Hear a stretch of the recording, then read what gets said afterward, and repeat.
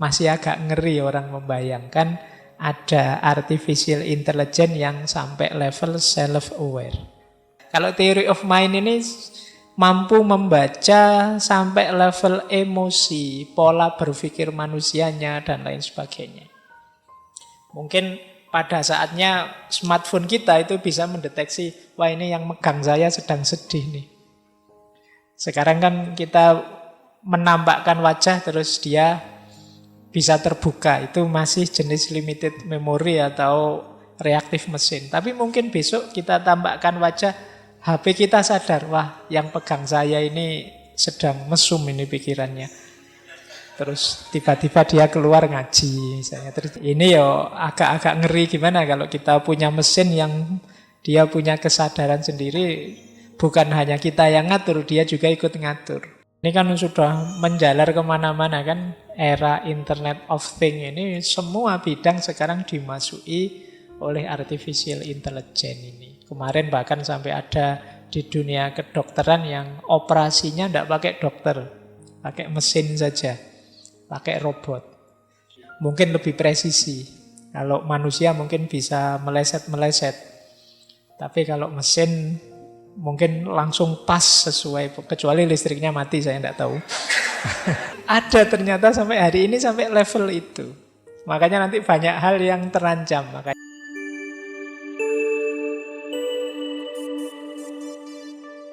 Assalamualaikum warahmatullahi wabarakatuh.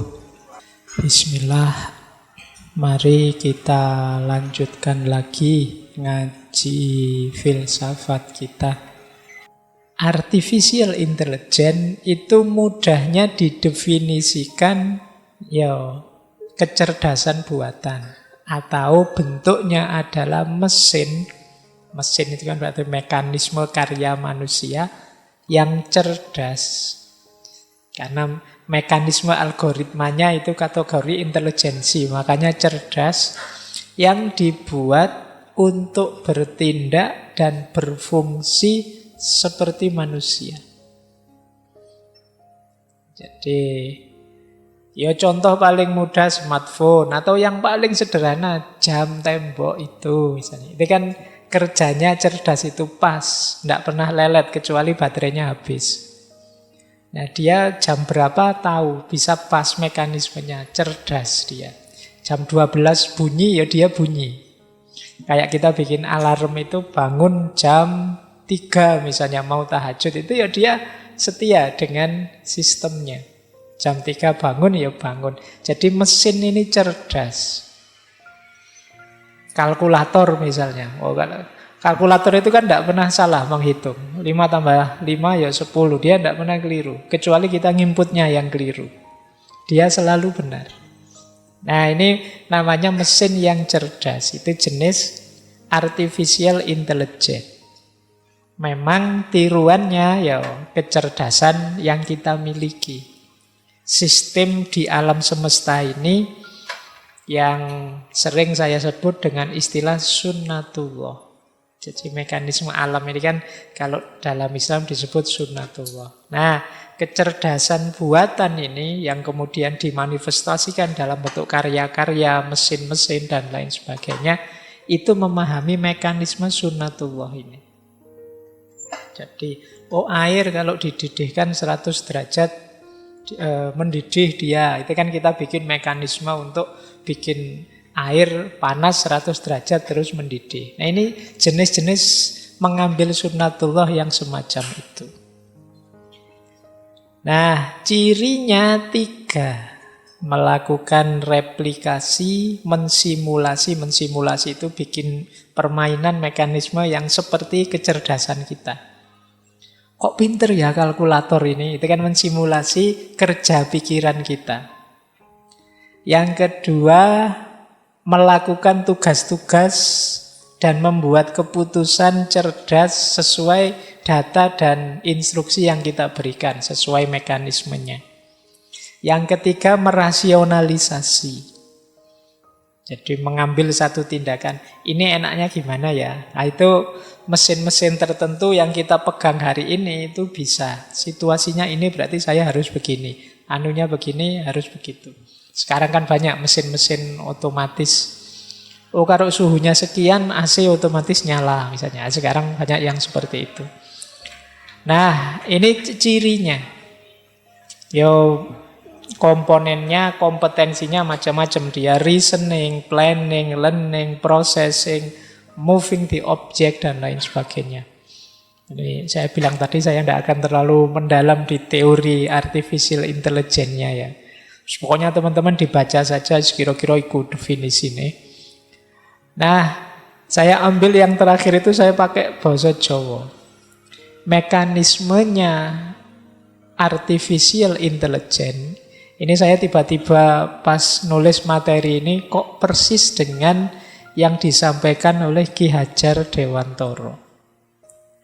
Jadi caranya orang belajar itu ya nonton, niteni, dan nirokke. Melihat, meniteni itu apa ya? Mengingat-ingat itu ngiling-ngiling. Kalau niteni apa? Meniteni lah, ngancing. Jadi niteni itu misalnya gini loh, tak titeni ya ini ngaji ini, nanti kira-kira jam 9:30 mesti 50% ngantuk. Nah, ini namanya niteni.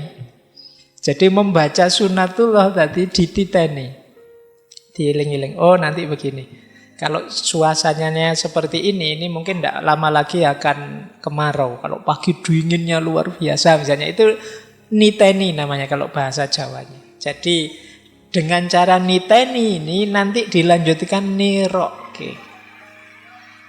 Membuat mekanisme yang sama. Meskipun kata-kata nonton, niteni, nirokke itu sering dipahami sederhana, kayak kita ngajari anak kecil level PAUD atau TK.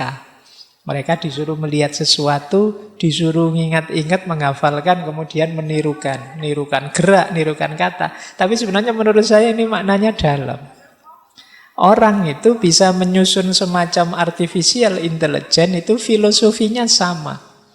Melihat sesuatu yang dilihat pasti mekanisme alam yang kita kenal sunatullah tadi, terus dititeni mekanismenya. Oh, kalau begini mesti begitu. Ternyata setiap 100 derajat dia mendidih. Ternyata setiap matahari pas di tengah-tengah itu berarti siang hari jam 12 misalnya. Itu dititeni. Terus ditirokke, diduplikasi, direplikasi.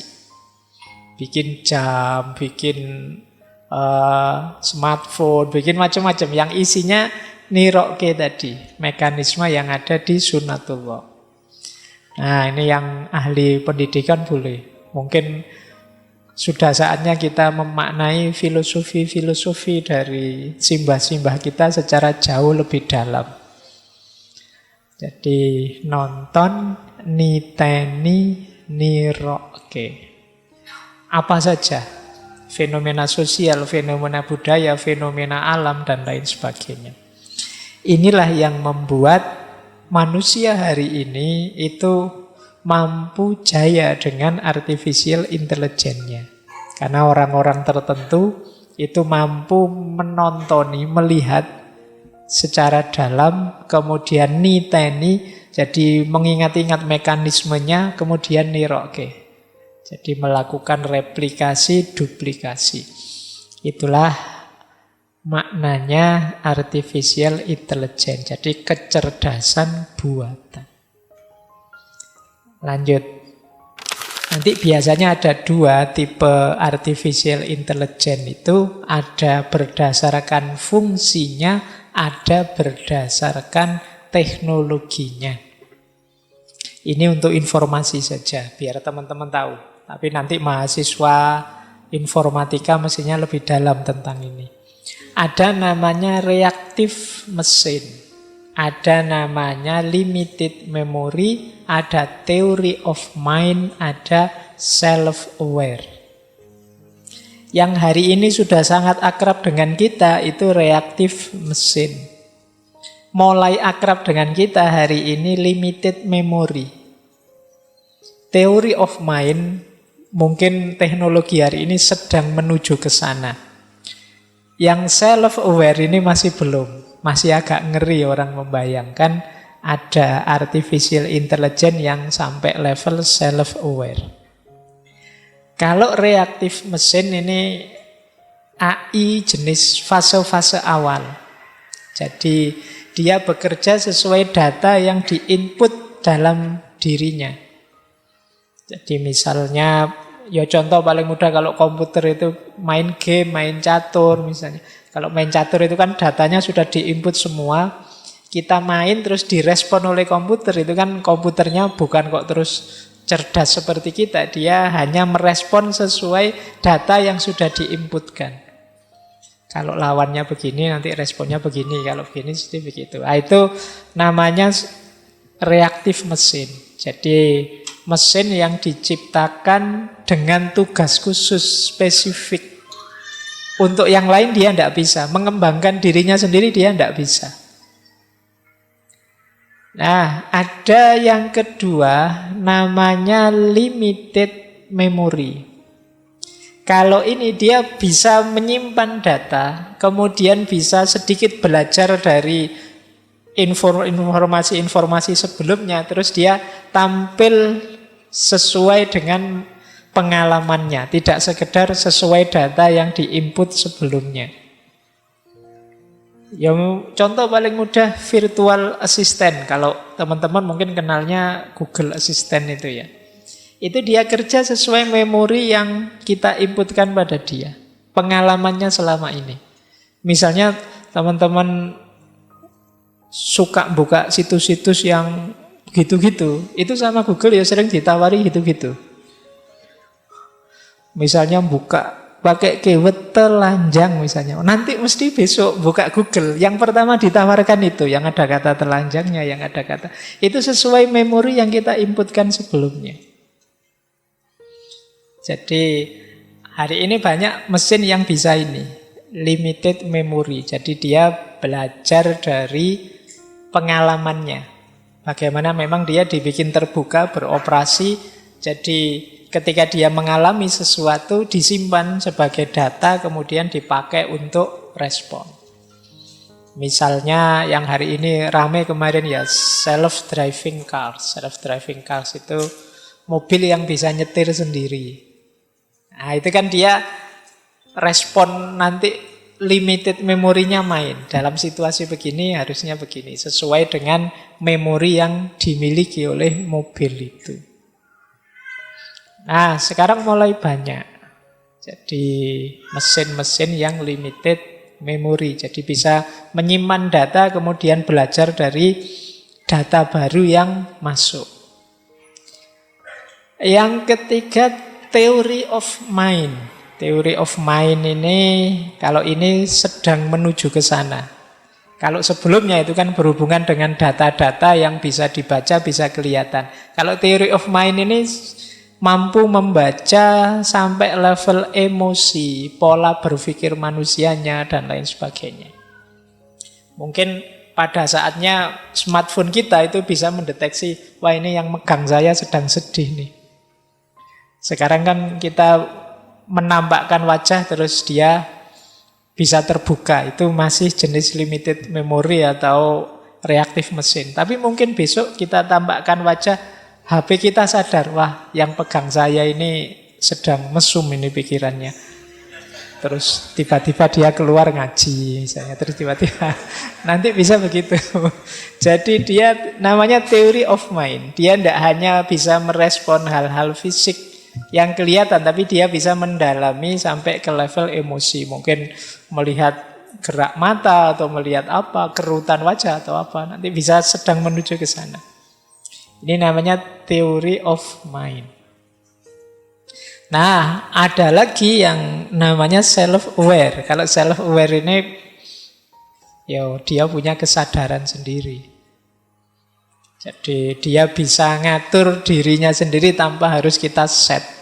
Dia punya kesadaran sendiri. Misalnya mungkin HP kita itu dia bisa ngatur dirinya sendiri. Misalnya kita set, saya mau bangun jam 7 terus dia, masa masih mahasiswa bangun jam 7, sholat subuhnya kapan? Terus dia geser sendiri, bangun pokoknya minimal jam 5 atau jam 4 lah. Terus bunyinya dia jam 4 misalnya. Itu namanya self-aware. Jadi dia mungkin dari berbagai data yang dia miliki, loh ini kan Islam, masuk bangun jam 7, harusnya kan sholat subuh misalnya. Terus akhirnya kamu nyeting jam 7, dia keringnya jam 5 atau jam 4. Nah ini punya kesadaran sendiri. Nah ini yo agak-agak ngeri gimana kalau kita punya mesin yang dia punya kesadaran sendiri, bukan hanya kita yang ngatur, dia juga ikut ngatur. Ini namanya self-aware. Dibayangkan nanti bisa ke sana. Oke, dan ini kan sudah menjalar kemana-mana kan. Era Internet of Things ini semua bidang sekarang dimasuki oleh artificial intelligence ini. Kemarin bahkan sampai ada di dunia kedokteran yang operasinya tidak pakai dokter, pakai mesin saja, pakai robot. Jadi mungkin lebih presisi. Kalau manusia mungkin bisa meleset-meleset. Tapi kalau mesin mungkin langsung pas sesuai. Kecuali listriknya mati, saya tidak tahu. Tapi ada ternyata sampai hari ini sampai level itu. Makanya nanti banyak hal yang terancam. Makanya malam ini kan kita akan membahas banyak sisi eksistensialnya yang berhubungan dengan manusia. Kalau teknologinya ya mungkin yang kuliahnya jurusan sains komputer bisa masuk nanti ke tema-tema ini. Jadi ini tipe artificial intelligence berdasarkan fungsinya. Nanti ada lagi sesuai teknologinya.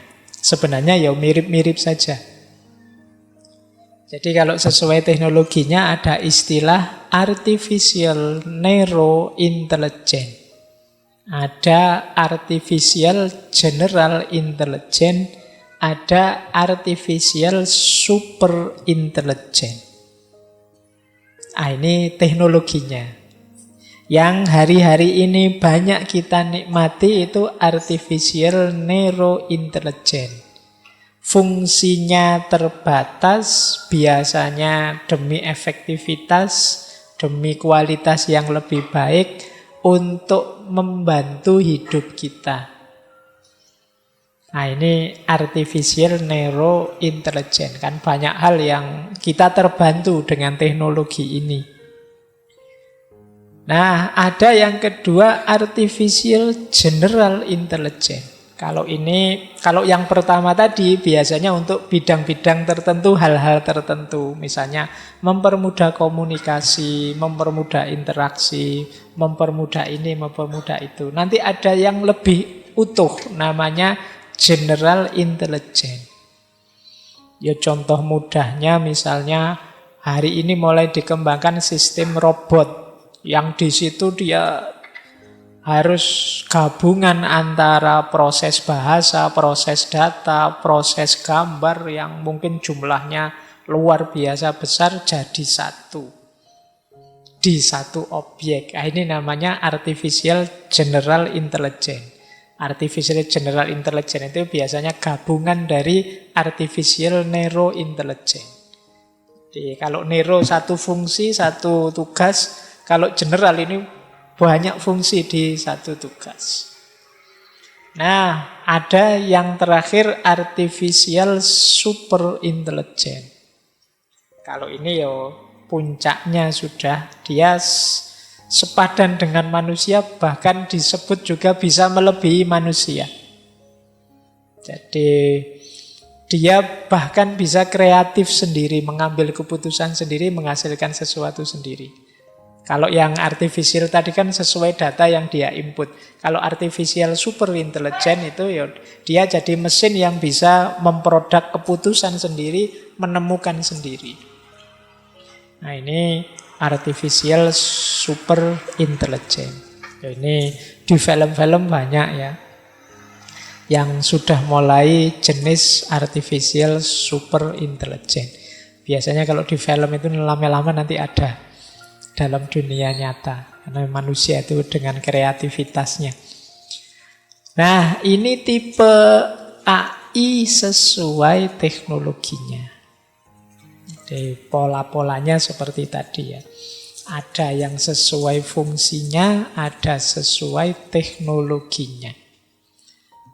Baik, saya akhiri di situ untuk bagian teorinya. Saya lihat sudah mulai mengkerut, ya nggak ngerti saya ngomong apa. Kita mulai ya membahas sisi eksistensialnya. Yuk, teknologi-teknologi yang luar biasa tadi loh. Manfaat mafsadatnya apa sih kira-kira? Gunanya dan kerusakan yang dihadirkan apa? Atau kalau pakai bahasa Inggris di buku-buku sekarang banyak pakai istilah abundance dan disruption. Kelimpahan yang kita peroleh atau disrupsi, kekacauan hidup.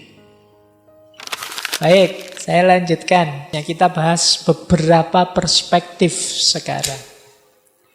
Yang pertama, ini saya ambil quotes dari Stephen Hawking. Satu ketika beliau bilang begini, keberhasilan dalam menciptakan artificial intelligence yang efektif bisa menjadi peristiwa terbesar dalam sejarah peradaban kita. Atau yang terburuk. Jadi bisa paling hebat, bisa paling buruk. Kita tidak tahu apakah kita akan sangat terbantu oleh AI tadi, atau diabaikan olehnya, atau dikesampingkan, atau bahkan mungkin dihancurkan olehnya. Jadi Stephen Hawking almarhum, ya kan beliau sudah almarhum, ya, dia bilang, iya, AI ini luar biasa, tapi saya tidak tahu, jangan-jangan yang luar biasa ini menjadi yang paling buruk. Karena kita juga masih teka-teki, apakah perkembangan pesat artificial intelligence itu akan membantu manusia, atau justru meminggirkan manusia, atau jangan-jangan menghancurkan manusia. Nah ini, ya, maka sebenarnya pesannya Hawking, mulai hari ini kita harus hati-hati. Kita, ya kalau pakai istilah Jawa, harus eling lan waspodo. Jadi harus sadar situasi, jangan sembrono, jangan sembarangan, jangan asal teknologi, jangan asal digunakan, jangan asal ikut hanyut saja. Yuk, mulai pelan-pelan. Segala teknologi yang kita kembangkan direnungi dalam-dalam, termasuk hubungannya dengan kemanusiaan. Karena kalau tidak, yo jangan-jangan malah menghancurkan kita. Sebagaimana kata beliau, Al-Mukarram, terkenal sekali hari ini orang ini, Elon Musk. Dia dimuliakan karena kaya. Artificial intelligence, kata dia, tidak harus bersifat jahat untuk menghancurkan manusia. Jika artificial intelligence ini sampai pada tujuannya dan manusia hidupnya seperti biasa saja, maka dia pasti akan menghancurkan kemanusiaan.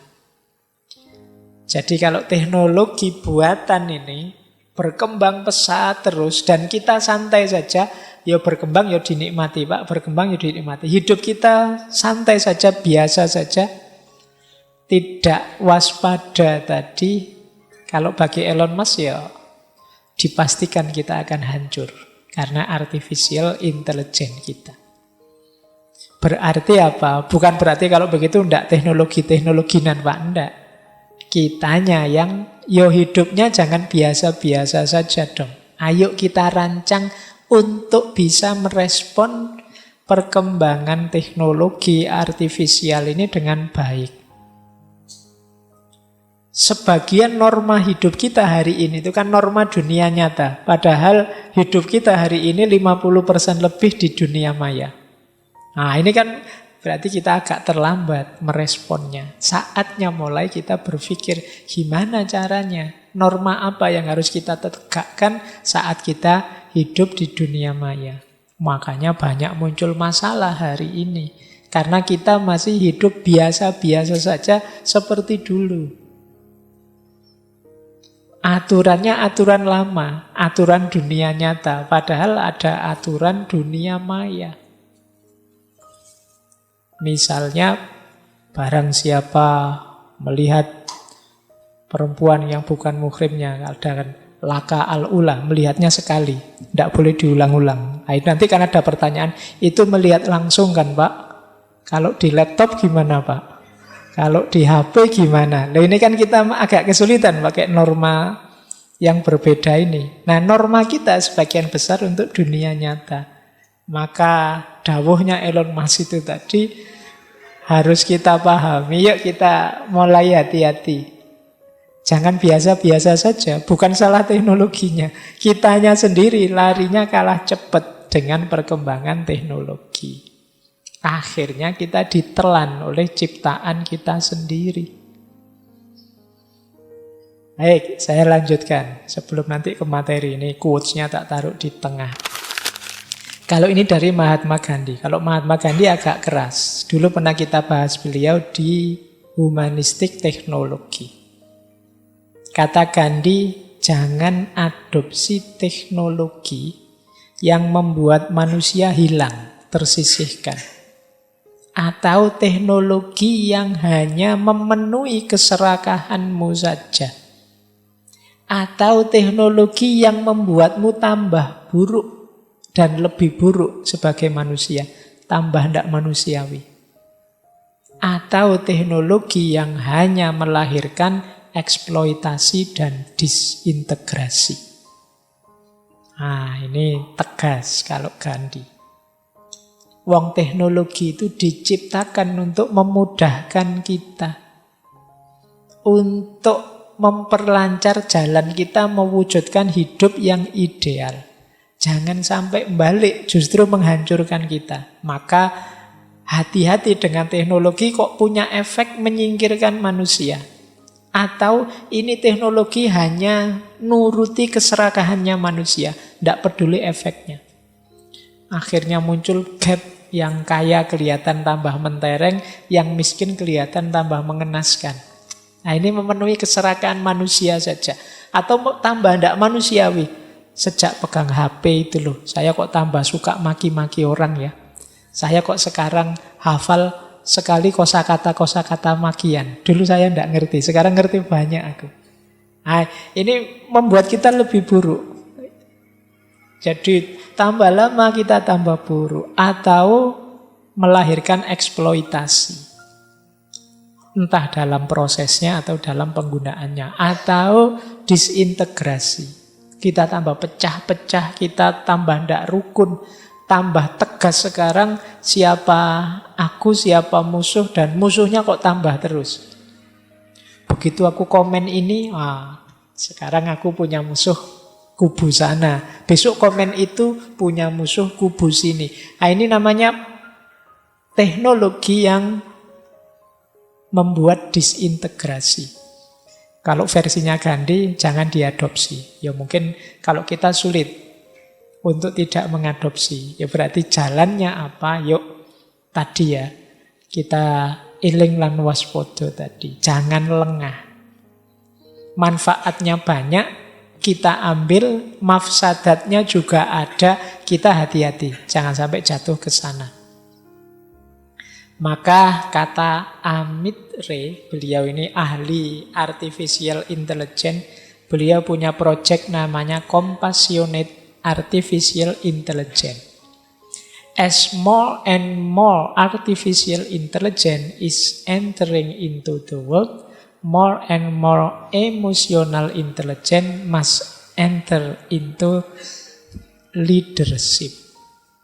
Semakin banyak teknologi intelijensi buatan masuk ke dunia, maka harus semakin kuat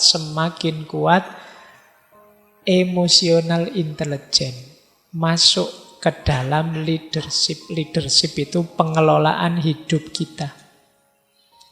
Jadi imbangannya artificial intelligence itu intelijensi yang kita bahas minggu-minggu awal. Emotional intelligence dan spiritual intelligence. Inilah nanti yang akan jadi penyeimbangnya, biar dia tidak merajalela sendirian.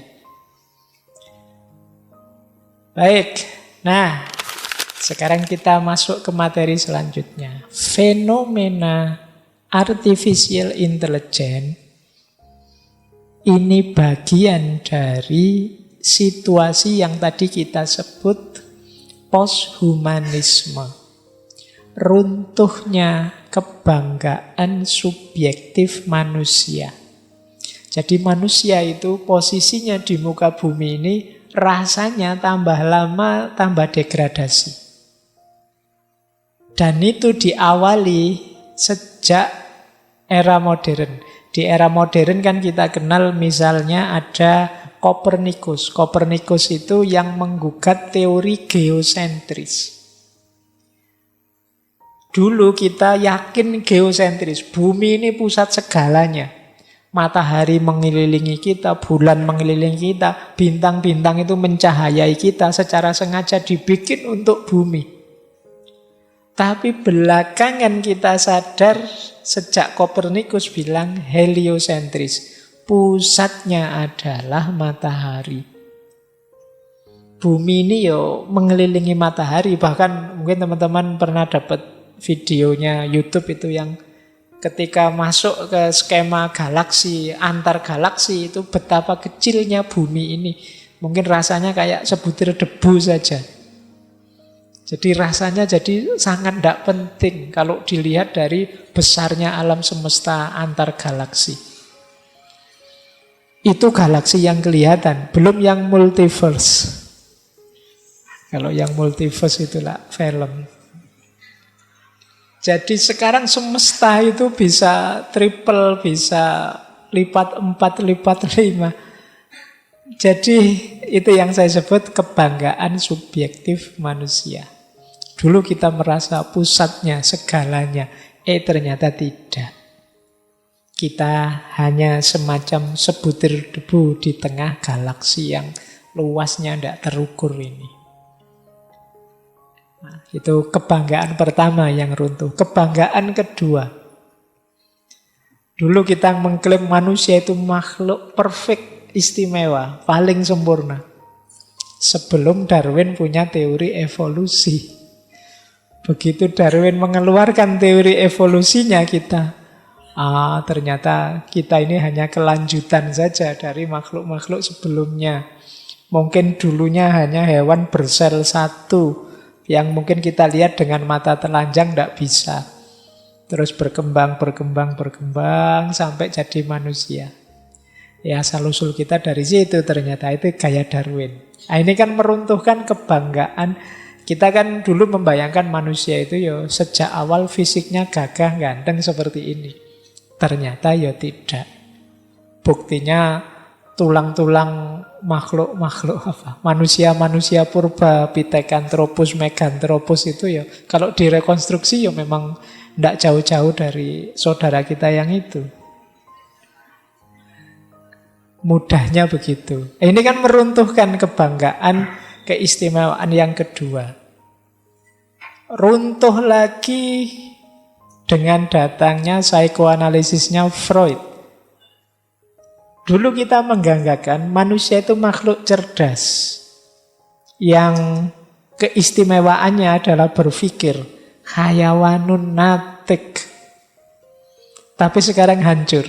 Kenapa kata Freud manusia itu justru hidupnya banyak didorong oleh bawah sadarnya. Loh, katanya kemarin berpikir rasional, sekarang justru dikendalikan oleh bawah sadarnya. Bawah sadar itu kan mirip insting-insting kalau di binatang, di hewan. Nah ini bagi saya lagi-lagi runtuhnya kebanggaan kita yang subjektif sebagai manusia. Sudah membanggakan makhluk rasional, ternyata kata Freud, tidak, kita itu hidup kita sebenarnya tidak lebih banyak rasionalnya daripada tidak rasionalnya. Kita lebih banyak tidak rasionalnya. Didorong oleh dorongan-dorongan bawah sadar kita. Nah, kemudian dulu kita mengklaim diri kita bebas. makhluk yang punya kuasa milih. Tapi teknologi dan budaya manusia ternyata membuat kita dikendalikan oleh teknologi. Itu kritiknya dulu Lewis Mumford dan juga Gandhi. Kita ini harusnya bisa nyetir teknologi, hari ini kita disetir oleh teknologi. Dalam banyak hal. Jadi itu kebanggaan kita yang jatuh juga. Dulu kita membanggakan kebebasan, sekarang tidak bisa. Wah, kalau tidak Facebook, Pak, kalau tidak WhatsApp, Pak, kalau tidak Instagram, Pak. Bahkan kadang-kadang kita HP ini saja kan setengah jam berpisah dari HP kan kita rindu sudah ingin buka lagi. Nah, ini ketergantungan. Bahkan kadang HP-nya dicas pun kita tunggu, kita dodok di sebelahnya sambil baca. Ya. Oke. Jadi kita dikendalikan oleh teknologi, bukan kita yang mengendalikan teknologi. Ini anomali bagi kebebasan kita.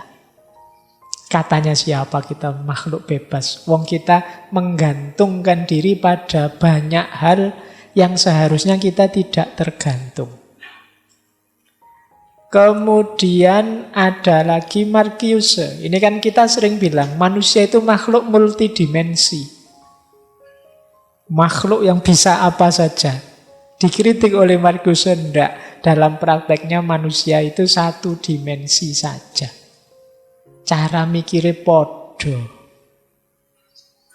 Nah, ya satu dimensi ini kalau di Marcuse ya bagi dia masyarakat teknologi. Meskipun teman-teman bisa pakai teori yang berbeda. Kalau versi Karl Marx misalnya ya ekonomi. Bulat kemana-mana ya ujung-ujungnya duit. Misalnya, itu namanya satu dimensi. Itu saja arahnya.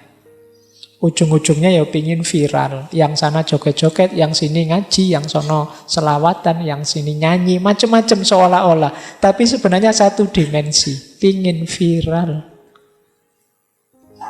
Cuma itu saja. Nah, jadi klaim bahwa manusia itu macam-macam. Ternyata enggak juga. Motifnya biasanya mengikuti budaya populer yang sedang berkembang. Jadi kita ini terus jadi satu dimensi. Nah, termasuk tadi kita ini mengklaim sebagai organisme, ya ternyata kita itu cyborg. 50% hidup kita dikendalikan oleh mesin. Baik, ini silahkan direnungi oleh teman-teman ya. Bahwa hidup kita hari ini, sisi kemanusiaan kita banyak terdegradasi. Khususnya oleh karya cipta kita sendiri. Kemungkinan karena kita meresponnya keliru, cara menyikapinya tidak pas. Nah, ini tipe-tipe penikmat artifisial. Menurut catatan saya ada 4. Semoga kita termasuk yang pertama. Jangan sampai yang terakhir. Ada orang itu berhadapan dengan kecanggihan teknologi termasuk yang memanfaatkan. Memanfaatkan itu berarti kita ambil, kita gunakan sejauh membantu, memudahkan, memenuhi kebutuhan kita. Ini namanya level memanfaatkan. Ada gaya kedua. Gaya kedua ini hanya untuk bersenang-senang. Yang kedua ini tidak salah. Tapi kalau overdosis problem. Ya memang menyenangkan main-main dengan artificial intelligence. Tapi jangan hanya untuk senang-senang saja. Kalau kita terjebak di enjoyment hanya untuk senang-senang, ya pada gilirannya akan muncul problem-problem tadi. Maka senang teknologi boleh, tapi senang-senang saja dengan teknologi perlu kita kritisi. Asik loh Pak, enak loh Pak. Nah, itu kita pikir lagi deh. Apa hanya untuk asik-asikan itu? Hanya untuk seneng-senengan itu? Alah Pak, ini buat seneng-seneng saja, buat rame-ramean saja kok Pak. Nah, kita sering begitu. Komentar, oh ini ada yang komentar serem ini Pak, maki-maki. Biar tambah panas, tak tambahi komen yang lebih itu lagi Pak. Nah, kan sekarang banyak yang iseng-iseng gitu. Nah, itu untuk seneng-seneng. Nah, akan ada efeknya pasti. Maka hati-hati dengan bersenang-senang saja. Alah Pak, jangan terlalu serius lah wong ini untuk senang-senang. Iya, boleh bersenang-senang tapi ya, harus tahu kapan titik berhentinya. Biar tidak muncul masalah baru. Yang lebih masalah lagi kalau kita terobsesi. Terobsesi itu bisa oleh teknologinya, bisa oleh fungsinya. Bukan manfaatnya. Dia berfungsi, tapi manfaat tidak fungsi itu untuk kita. Itu kalau orang yang terobsesi tidak lihat manfaatnya untuk kita, tapi fungsinya. Kayak orang tadi, pokoknya saya harus dapat teknologi terbaru. Apa memang butuh? Tidak tahu. Saya harus beli kulkas yang terbaru. Buat apa? Biar up to date Pak. Lah di tempatmu belum ada listrik. Yang penting terbaru. Nah, ini kan terobsesi oleh teknologinya tapi tidak realistis, tidak melihat manfaatnya untuk dirinya. Saya nyari HP yang bisa moto, bisa internetan, bisa macam-macam. Ternyata ya dipakainya hanya untuk SMS-an misalnya. Kayak Simba saya di kampung kan itu, kalau dikasih HP paling baru mereka tidak mau. Kenapa? Tidak bisa. Bisanya yang HP edisi paling lama yang hanya untuk telepon saja. Nah, bagi saya mereka lebih realistis daripada kita. Kita kadang-kadang nyari HP yang ada ininya, ada itunya, tapi ya tidak pernah disentuh sama sekali. Fasilitas-fasilitas itu. Sekarang Google itu ada apa misalnya yang asistennya yang bisa kita tanya macam-macam. Itu maunya Google kan manfaat biar kita lebih mudah nyari sesuatu. Tapi kan kita lebih banyak iseng. Ya kan? Kita pakai guyon-guyon pakai sana. Wahai Google, aku cakep ndak? Misalnya gitu. Halo Google kan. Mau ndak jadi pacarku? Kan gitu-gitu. Saya lihat di anu itu. Ya itu sesuatu yang bisa sangat bermanfaat, tapi kita pakai seneng-senengnya saja, dan kita terobsesi ke sana terus. Obsesi itu biasanya jatuhnya ke pemilikan. Apalagi kalau kita sudah jatuh terdominasi. Terdominasi itu berarti kita kalah sudah. Kitalah yang dikontrol oleh teknologi kita, bukan kita yang mengontrolnya. Nah, ini coba nanti bahan evaluasi ya, muhasabah. Kira-kira konsumsi teknologiku itu ada di titik mana? Termasuk yang artificial intelligence tadi. Aku ini orang yang memanfaatkan teknologi atau bersenang-senang saja dengan teknologi, atau terobsesi atau terdominasi sudah. Baik, terakhir. The coming era of artificial intelligence will not be the era of war, but the era of deep compassion, non-violence, and love. Era yang akan datang, era artificial intelligence, semoga bukan era perang, tapi era kasih sayang yang mendalam tanpa kekerasan dan era cinta. Katanya Amit Ray tadi ya, ahli compassionate artificial intelligence. Ya, artificial intelligence memang situasi zamannya begitu, tapi semoga kita kembangkan teknologi AI itu dengan tidak menyingkirkan nilai-nilai kemanusiaan kita, khususnya kita jadikan kecerdasan buatan itu sebagai dasar untuk membangun hidup yang penuh kasih sayang, tanpa kekerasan, dan didasari cinta. Idealnya begitu. Tetaplah posisikan yang semula alat untuk memudahkan hidup kita tetap sebagai alat. Jangan kita melupakan nilai-nilai hidup kita. Dengan alat tadi semoga ideal-ideal nilai hidup kita lebih mudah tercapai, lebih cepat, lebih efisien tercapai, tidak malah sebaliknya menghancurkan nilai-nilai kemanusiaan kita. Kalau memang malah menghancurkan itu namanya bunuh diri. Jadi ini yang tadi saya sebut, yuk tetap eling lan waspada. Tetap eling itu kesadaran vertikal, waspada itu kesadaran horizontal.